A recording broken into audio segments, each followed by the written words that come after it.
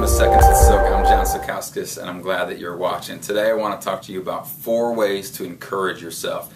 If you're honest with yourself, I think a lot of times that you and I can just get discouraged. We can get worn out, we can get tired, we feel like we're not making a difference, we feel like, what's the use, what's the bother, why should I continue to try? Maybe you just feel depressed, or you feel like you just want to give up at times. So I want to share 4 guaranteed ways that will help you get out of that rut and encourage yourself. And so the first might sound crazy, but it's very real, and it is this: talk to yourself.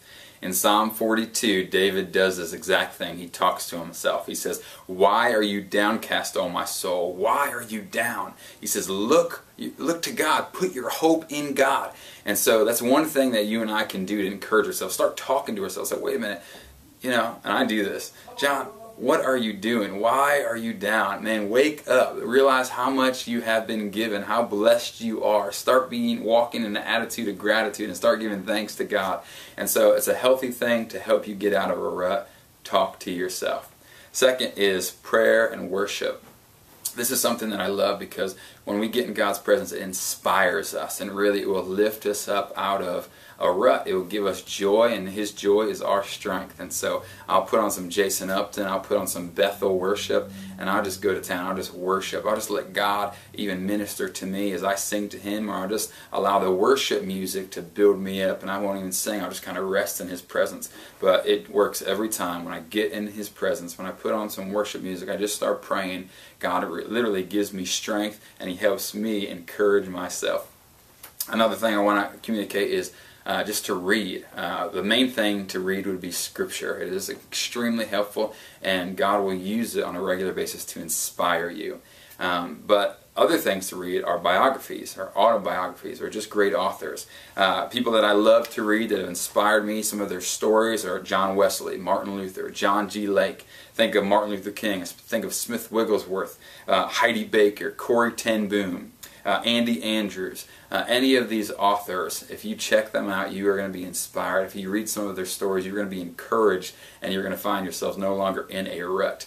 Another thing is to watch or listen to inspiring preachers, teachers, or speakers. And so if you just feel like you can't get out of a rut, put on YouTube or download some free MP3s and start listening to some messages from T.D. Jakes, from Paula White, from Joel Osteen. Start checking out some podcasts from John Maxwell, Bill Hybels, Christine Kane, Joyce Myers, Bill Johnson. When you watch some of these messages or listen to some of these messages, they're going to inspire you and encourage you, and you're no longer going to stay in this drought and be discouraged.